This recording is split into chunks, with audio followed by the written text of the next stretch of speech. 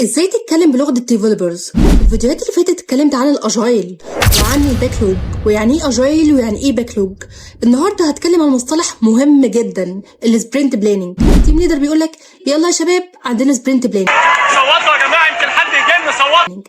يعني ايه سبرنت بلاننج؟ سبرنت بلاننج هو بيحصل كل سبرنت بيكون فيه التاسكات اللي في الباكلوج هتبدا فيها على حسب البريورتي وحسب البيزنس. التيم ليدر بيجمع التيم بتاعه وبيشوف كل واحد هياخد ايه. في السبرنت بلاننج هتسمع مصطلح تايم استيميشن، استيميشن، وانت تقول لنفسك يعني ايه استيميشن؟ استيميشن هو الوقت المقدر للتاسك. كل واحد بيقول هياخد وقت ايه في التاسك.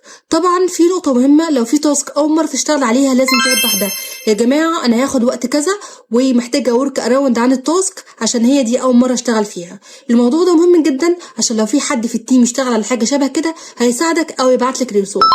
ما ينفعش تطلع من السبرنت بلاننج وانت مش عارف اصلا هتشتغل على ايه، وبرده مش شطاره انك تاخد تاسكات كتيره جدا.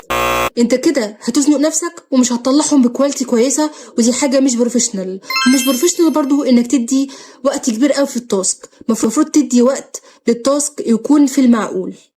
وبس كده، واشوفكم الفيديو الجاي والسلام عليكم.